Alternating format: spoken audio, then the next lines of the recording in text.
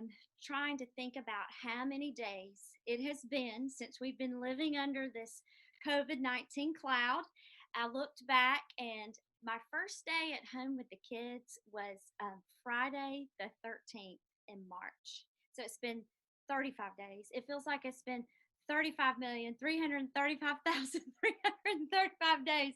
And I don't know if anybody else feels like that, but it has been the longest half of March and half of April that I think I've ever experienced. I used to think that May was the longest month in the year, but we've experienced a longer March and a longer April than we've ever had a long May, Marathon May. But it's coming, Marathon May's coming, and I'm just praying that this is going to be over soon and we're going to be able to get back to a new normal anyway. But I have an incredible friend with me. She has probably been one of the longest and dearest friends in my life, the longest, because we met, I think it was like the end of my ninth grade year in high school, and we just became best buddies and two peas in a pod, and I love her so very much.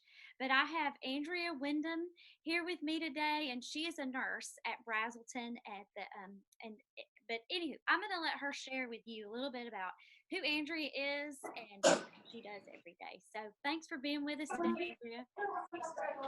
You're welcome. Good morning, everybody. Thank you for having me. Yes, I met Candy in ninth grade. We got into a lot of things together, and he's been a very dear friend. It's really kind of neat to be able to keep up with somebody this many years later. And she's always been a great person that I can turn to when I need someone. So you guys are very blessed to have her. I know you guys know that.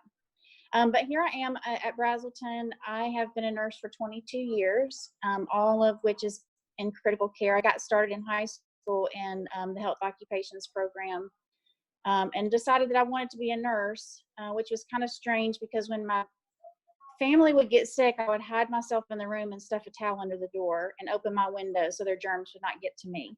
So it's really kind of strange that I became a nurse, but definitely what I feel like God has called me to do. It's just a part of who I am. And I've always been thankful to be able to share with people at such a vulnerable time in their life. It's a time as a Christian that you can really minister to people in ways that you can't, that maybe they wouldn't be open and ready for. So it's definitely been a blessing. I really struggled at first. I grew up as a preacher's kid, so I was at church every time the door opened. We had to go to every revival and every VBS, and I kind of thought it was a little bit of overkill, but I really struggled when I became a nurse and started having to work weekends and Wednesday night and things like that, because I thought, well, that's really not right to miss church. And then I had someone tell me one day, well, people need nurses to take care of them on Sunday too. So I was like, well, that's a really good point. So that made me feel better. I really learned to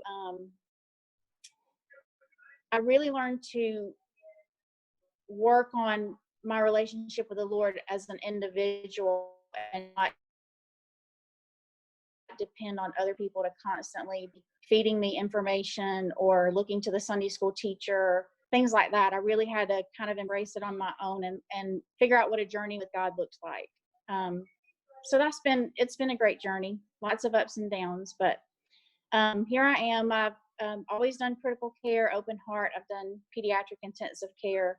So I've seen a lot of death in my lifetime. Lots of people get better and go home and help return them to their families. That's always a really great thing. But I wouldn't trade it for the world. Definitely a different time right now with the pandemic going on. But we're making it. So it's a new norm for us. Well, I know everybody is trying to juggle that act and figure out what their new normal is. But I know from the get-go, I looked back today, I wanted to remember when it was that you reached out to me in a way that we maybe could help there at the hospital. And it was March 20th. And I think, Andrea, it really helped my perspective.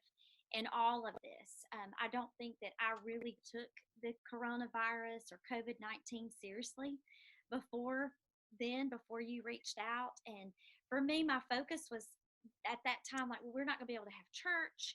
We're not going to be able to do ministry like we normally do. What am I going to do? And so I was trying to figure out what it was that I was going to be doing during this time. And when you reached out that day, I was just so grateful. I felt like God gave me an answer. It was an answer to my prayer to be able to do something to make a difference and to be able to help support the nurses and the doctors and the healthcare team that is, I've literally said that you all are our soldiers in this frontline battle. And we just cannot say thank you enough for what you're doing. And we'll be eternally grateful for what you're doing there. But I think about what you said about how we're not being at you weren't able to go to church and have those relationships or that community or gleaning from the Lord in a corporate way. We are all learning how to do that right now. And I think it's one of those habits, those new habits that I pray we don't abandon, that we'll learn during this time how to get with Jesus and allow him to give us strength, even without having to come to the walls of the church, and knowing that a relationship with him is everywhere. We are with him all the time, and he's right there to give us what we need. But I wanted to just ask you a little bit, just for a second. You mentioned that you were a preacher's kid growing up here at Southside. We have 18 staff, so we have a lot of, I call them PKs, running around. I'm at the church right now. There's probably 4 or 5. I don't know if they should be, but they're hanging out, playing together. But we've got a lot of PKs around here. So tell us just a little something about growing up as a PK. That is a hard one. I have two very different perspectives. One would be when I was younger, I thought it was the worst thing in the world, because all eyes are on you. And that's not always, you kind of feel like you're always under the microscope as a kid. But as an adult, you transition and begin to learn that you see your mom and dad's heart for the people of the church, and it makes sense. My dad was gone a lot when we were growing up, and that had a tremendous effect on us. And although I wish that at times that it would be different, I understand his heart. I understand why he felt the need to be there with people and how important it was at times for him to be there instead of be with us. And so from an adult perspective, I would say just give, your parents and the people of the church lots and lots of grace, because I think a lot of times they don't know that as a preacher's kid that you feel the strain that you do. I don't think they mean it, but it feels very different when you're younger. So I have found myself actually be proud of it as an adult. It's like, well, my dad was a pastor, blah, blah, blah, and have lots of stories to tell. You end up being in lots of sermon illustrations. And so, you think, oh, I probably shouldn't have done that. I'm going to be a sermon illustration now. But, oh, well, just had to roll with the punches. Yes. I wouldn't trade it for the world. Well, I've told my kids, we are in the fishbowl. So give them something to watch. Give them something to look at. And, I just try to tell everybody around Southside that, we are not perfect people. We are humans just like everybody else. And we mess up, but we do. We all need that grace to keep going for sure. Well, thank you for sharing that. I also wanted to just ask you, so you got some kids of your own. You've got some boys. Tell us about how you've been trying to juggle. You're not working from home. You're a very essential worker. They're still having to do school. So tell us about how y'all have made a new normal as a family.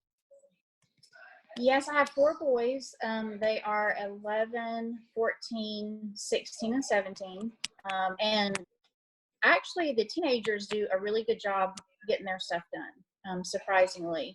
It's the 5th grader and or actually the 4th grader and the 7th grader that are really struggling. So, I just have to do the best I can. I emailed all the teachers and told them that I was what I did for a living, and that I was in the classification of essential worker, and that we would probably get caught up on the weekends, that they would probably have lots of missing stuff through the week, and trying to keep them focused is hard. But I I called her in the day and checked on them. We came to my parents' house in Jefferson. We actually live in Rabun County, but we don't have internet there. So we don't have television or internet. So, and that's not necessarily by choice. We just don't get a lot of providers in that area that are really worth paying the money for it. So we came to Jefferson so that they could do their school work, and also I was closer to work. So that was kind of a win-win. Although my husband and I don't see each other through the week. He works right across the state line in South Carolina, so it's closer for him to stay in Rabun County. So we see each other on the weekend, and that's probably been one of the most difficult things. I am staying in my grandfather's house right beside my parents so that everybody's not directly exposed. And I usually come home and take a shower and change clothes. And then I'll go down and see them with a mask on. My parents are elderly, and they're over 60. They're in their 70s, so they're high risk. And I don't want to give any of them anything. And if I have been if we've had like a really sick run of patients, sometimes I just don't go see them at all. But, you can be contagious for 2 weeks. So I don't know that it matters, but I do try to be careful and wear a mask. It's been hard on some of our staff members. They've actually rented a house separate from their families and are not seeing their families at all. So I feel blessed to at least be able to see mine. Sometimes it's across the yard, we wave at each other, but when I can, I try to get with them and just keep my mask on. Kind of strange, but it's funny you said that about not having great providers in Rayburn County, and like you're just staying not even a tenth of a mile from where I live, and I'm just saying the internet at my house is a joke. So I hope it's a little bit better maybe at your mom and dad's. We will see about that. And I don't think that people realize, I think everybody has a different struggle going on inside of the four walls of each individual home. We've got people who are losing jobs, we've got people who maybe are sick, and then you find someone like you, and I don't think people realize how much effort you're making to get out of the house and take care of sick people, and the extreme that you're having to make to not go around your kids or your parents, and then your husband is living somewhere else so he can continue to work. And there's just a lot of little things that we're all having to deal with and work through. Well, I want you to share a little bit about, so you've talked to us some about what your position is there at the hospital. Make that crystal clear for us and share with us a little bit about this journey with COVID-19 right there on your floor, your unit. So I came to Brazelton April 1st. We opened this hospital 5 years. I've been with Northeast Georgia since 1998 actually about 94, I was a nurse's aide tech. And then in 98, I graduated from nursing school, and I've been with them this entire time. So I came from Gainesville to Brazelton when they decided to build the new hospital as a charge nurse. So we started the intensive care unit here. We started a new cardiac cath program as well.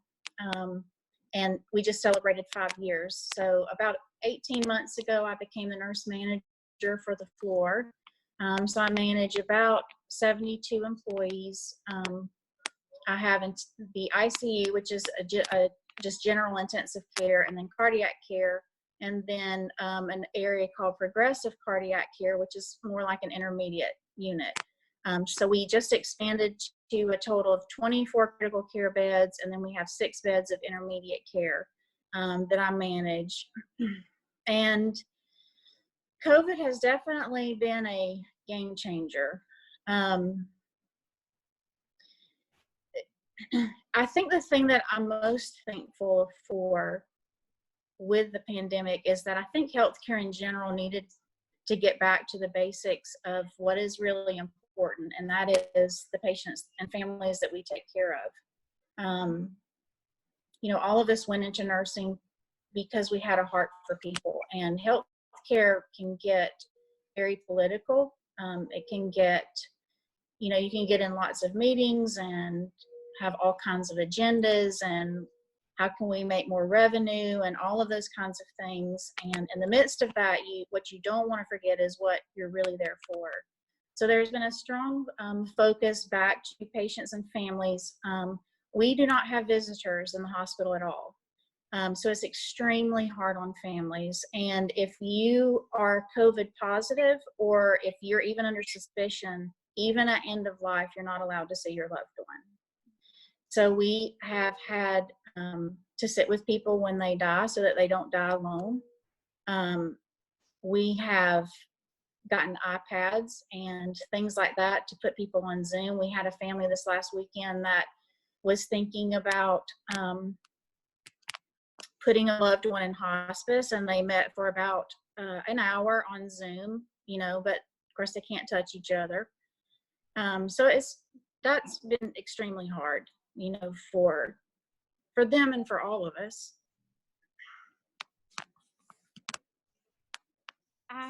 I can't.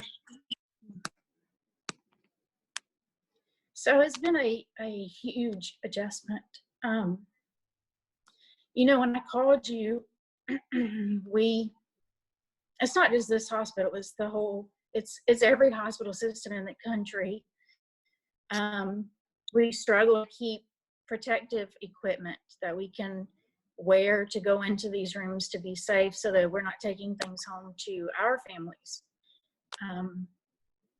And so it was for those of you that don't know, Candy and Jeff were able to have you all's church buy us suits for the nursing staff to wear, because we literally almost ran out one weekend, and I can't ask staff to go in rooms and take care of these patients and not be protected. But yes, I have staff that would do that. That would go in and take care of a patient without what they needed, because that's what we do as nurses. So we were extremely thankful about that. The community has just been fantastic. We've had people donate face shields, and we had a lady come by the other night to the front of the hospital and brought us a great big box of devotional books with a thank you card in them, food and snacks, and pens and chocolate that we love, of course. So just everything. The community has been wonderful. Masks. Candy had a group that was able to sew some masks for us. So we're using all of the things that have been sent. This just been a tremendous help and a tremendous blessing. And living in the United States of America, you would never think that you would get to this point. But as a nation, I really hope that our leaders realize our dependence on other countries, and bring some of what we need back home to the United States, because it's important. We can't get what we need, and the United States is such a big supplier and such a big helper to the other nations in the world, that we still have a responsibility to ship things to China and Italy, and some of those shipments have gone to them first because they've had their surges before us. So it's not a time to have a selfish bone in your body, despite how you feel about where it came from and any political views. It's just not the time. We just all have to pitch in and work together.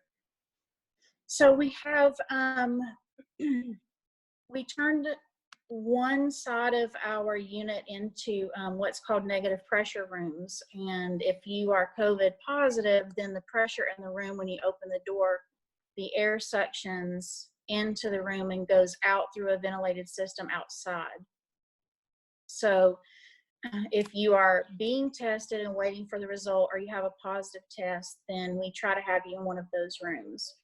That's what we're doing here. We have 14 on my floor, and then there's 12 down on the first floor, maybe where you were talking about where Jill was working.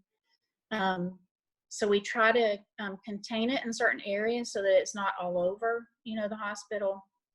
And then Gainesville has 3 units right now that they have constructed for COVID patients. We're standing up another 24 beds, and then through the Georgia Emergency Management System, they'll be setting up a kind of like an emergency outdoor hospital And thankfully, they'll be bringing staff to go with that, because we're just about tapped out in our resources. The peak is expected to be around May 7th to 9th. So we probably have probably till the end of May before we start seeing a real decline. My personal perspective is that I believe that this has been here much longer than what the predictions have been. We were seeing these type of people back in the end of October, November, where they were testing negative for flu. They may test positive for strep. That seems to be going along with it. But we were treating a lot of people for pneumonia. They were getting very, very sick, turning people over on their stomachs because that's one of the treatments for them. Lots of people on ventilators, things of that nature. So I'm hoping that the predictions are off. The numbers that we're getting come from the state, and in looking at Hall County specifically, we could have as many as 400 just critical care patients in need of ventilators by that first part of May. So we're trying to plan to bed that many. Right now we have about 200 beds. So you start looking at other places in the hospital about where you're going to put them, who's going to take care of them. So it's hard. We all really hope that the number predictions are off.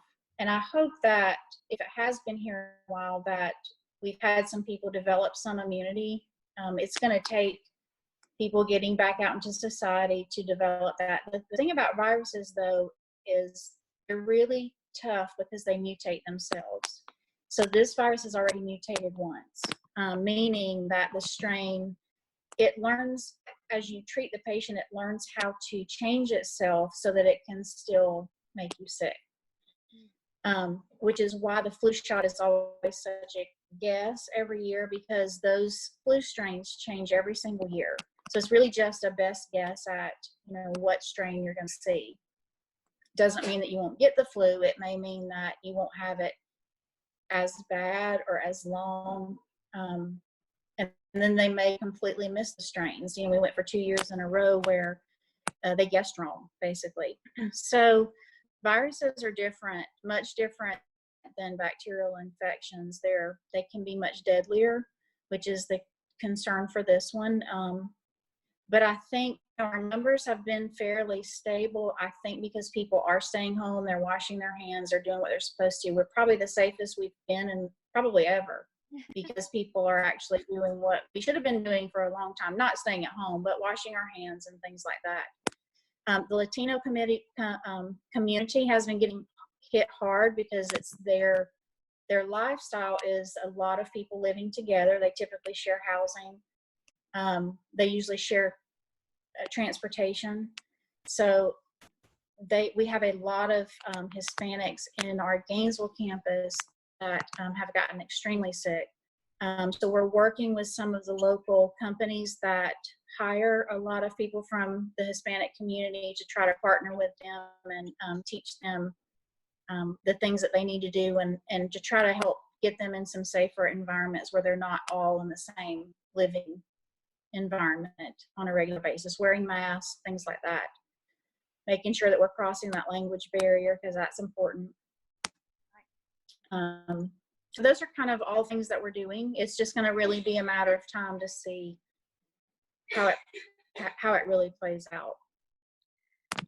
Think about that date in May that you mentioned, between May 7th and 9th, and just how far off that seems. I mean, it's just, what is it, just April 17th? I mean, that's still a few weeks away. So those at that peak, would you not say that those people that are going to be becoming a patient or testing positive, they may or may not even have it right now? That's correct. The virus can lay dormant for about a 2-week period. You can actually be a carrier and still be spreading it and not have any symptoms. And some people that get it don't have symptoms anyway.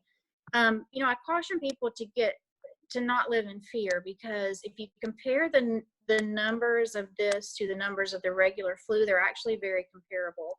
It's a little bit frustrating to watch the news media. If they would publish those same numbers and do some comparisons, it would help people not be so afraid, Right. because we actually have a lot of sickness and death from the regular flu every single year. Same vulnerable people. So it's really kind of a disservice to the communities for them to not be publishing that information. But you do have to be careful, because you can be a carrier and not even know it. You can even be positive and not even be sick. I've had some nurses, several staff members test positive, and they've been from super sick to barely sick at all, just feel tired. So it's different for everybody.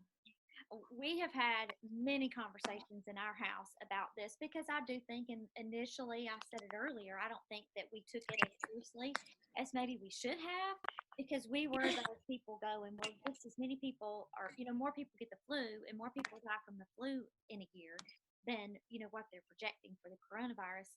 But I can think back to just days in December and January that several of us in our family were really sick. And I feel like I probably have that just go getter kind of spirit about me. But there were even a couple of days where Jeff was sick first, and then I kind of felt bad for a couple of days. And we're looking back on it now and thinking, did we? Did we have this virus the whole time? And so I don't know. I know for all of us that we sit around my dinner table at night, we would be eager to go out and be tested, or to see if we have had it and have are immune to it now. So, do you have any knowledge about that test and if we could take it? Or They're not offering it right now to people that don't have symptoms, because that's been one of the biggest struggles, is that there's not enough testing. At first it was there's not enough labs running it. We were having to send them to a different state to be run and tested. And now you have to have what's called a viral media for the test to be run in. They have learned how to do dry swab testing, is what it's called. And we have learned to run the test a little bit faster. We have a local lab, and then we're almost to the point where we can run an in-house lab in Gainesville and get the turnaround time down. Before, the test turnaround time was about a week. So, you're waiting and waiting and waiting for these test results to come back, and that can impact a lot of things from the patient's care. Because, for instance, if you have a really bad bronchitis, say, and you develop some pneumonia, they're going to give you an antibiotic for your pneumonia. They're going to put you on inhalers, and they're going to give you steroids to decrease inflammation in your lungs. But steroids with COVID have proven to make it worse. So if you're waiting a week for a test to come back, so do you start the patient on the steroids and see if they get worse, or risk them getting worse, or do you wait till the test result comes back? So that was a big deal. Now that we're getting tests turned around in 24 to 36 hours, but there's still a national shortage of the test, so they're not offering testing for anyone that's not symptomatic. And a lot of times they're not even testing people unless they come the first time and they treat them for whatever they feel like that it is, and they just don't get better and they come back a second time, then they might test them. Or if they've had a known exposure to somebody who's positive. So we're not at the point, and we won't be at the point anywhere in the near future where people can just randomly get tested. Now, the benefit to that, when we get to that point, will be that the newest studies coming out are looking like it's called convalescent plasma. And basically what it is it's just like going to give blood, but it's someone who is a known COVID positive, donating blood, and then your antibodies are retrieved from that blood sample and can be given to another patient. So we just did that for the first time this week. We did that here in Brazelton in our intensive care. And we're joining a study with Emory University on how that's going to work. Because it seems like it's the the best that we have, for you to give the body something to work with so it can fight on its own. That's kind of the best that you have. Until they come up, we have used one medication. It's actually an HIV medication that we tried on one of the first patients that we have. Actually responded very well to it. The problem is that it's very, very expensive. It is not, there's not a lot of it manufactured. Could we manufacture more of it? Probably so. But to manufacture more of it, you have to get the funding from the government, and you have to have the studies to prove that it actually works. And nobody knows that. It's just a thought that it seems like it's helpful. The same thing with the chloroquine. It's not proven to work. It seems like it's helpful in some patients. It seems to be most helpful in patients that for more of a prophylactic treatment or are in the early stages of it. It does not seem to be as helpful for those that are extremely sick. So it's really just kind of a trial and error. When you have something like this, everybody's just working overtime to try to figure out what to do to stop it. Because it's so dependent upon how your body reacts to it. So there's not a lot you can do about that except support the patient. Right. But is it correct in saying that there's two different tests out there? One to just test if you're positive for COVID-19 or coronavirus, and then is there another test that would tell you that you have had it, you are immune to it, you have the antibodies that could help? Is there a second test that's out there? The second test is still being developed. They have not settled on what they think is actually, they're trying to do it with a finger stick, but they haven't settled on what they think will be the actual best method for testing those people. Gotcha. Well, what kind of inspiring words or encouragement? I mean, tell me this. What has gotten you through the last 30 days? Oh, definitely my relationship with God. And some life experiences, I've been through a lot in my adult life where at one point I lost everything really. And so to me, it can't really get much worse than that, except if you took my kids away, then that would be bad. But so there's not a whole lot that kind of throws me off anymore. I learned to walk with God through extremely dark times in my life. But people that don't have a relationship with God, I don't understand how they make it, because it really is the thing that just keeps me going and keeps me positive. You had asked me about a scripture, and I thought about Psalm 119, verse 105 says, "Thy word is a lamp unto my feet and a light unto my path." And I think about that one so much because when I was younger, again, being a preacher's kid, we had to memorize scripture just constantly. And if you knew your memory verse and you came back the next week, you got some kind of little something and blah, blah, blah. And I was just like, this is so ridiculous. Why do I need to know this? And I'd be trying to memorize it in the car on the way because I didn't do it, the week before like I was supposed to. But now in my life, I'm very thankful for that, because there are so many times when something is happening and then a verse will just come to mind. And it's like the perfect verse for the perfect situation. And had I not memorized that or hidden God's word in my heart, I wouldn't have that to draw from. So it's really made me realize, okay, so I am thankful for those, all those scriptures that I memorized as a kid. And has also taught me I don't need to stop, memorizing. I get a lot of inspiration from the staff around me, because we're kind of all in this together and we work really hard to support and encourage one another. And some days are better than others, and we get tired and you start missing our families, and you kind of just have to reach out and lift your brother or your sister up and just keep going. So I'm very, very, very thankful for them. And it really does show you the value of having a strong team, and people that will hang in there with you. There are people leaving for New York because they're paying a lot of money, and I had a couple people that left for that, but the rest of the people are here and they're staying, and signing up extra to help each other out. And so it's very encouraging when you see things like that. I think our world needed it.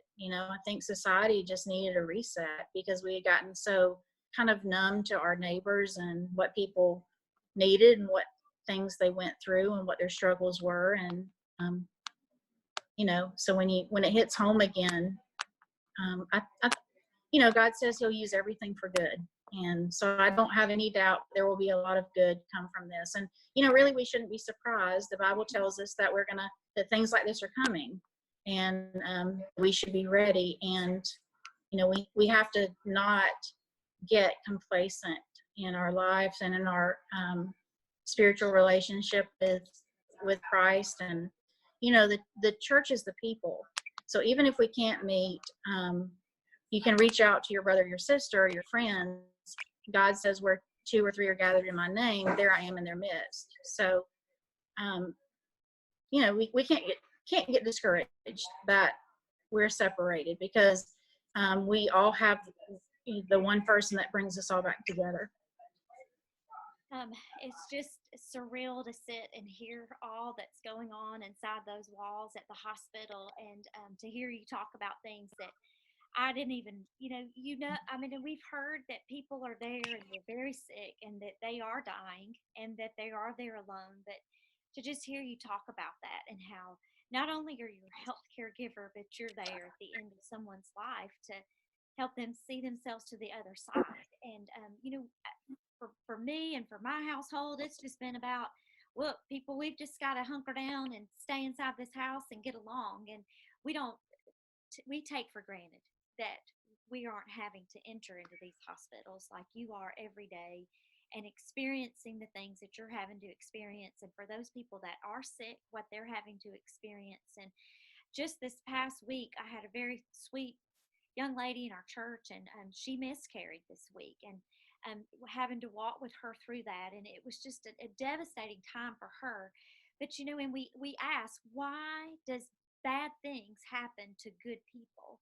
And it's because we live in a broken world, and until we get to heaven, and heaven is for real, and we are going to go there one day.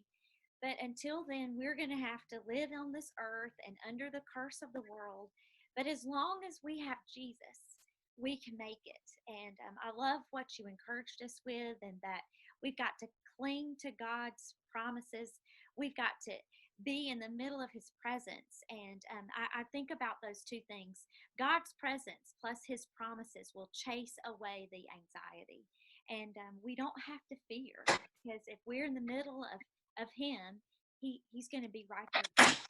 And, Andrea, I just cannot say thank you enough for what you and your team are doing in Brazelton. And I want you to know that this friend is here and she is for you. She's praying for you. And if you all need anything, all you have to do is ask. And if it's within our realm of getting it done, then we're going to do that. But I love you to pieces. And we have so many nurse friends and doctors that are within our church family, and we're praying for them as well, and are just so very appreciative for what you're doing. But thank you so much. Thank you.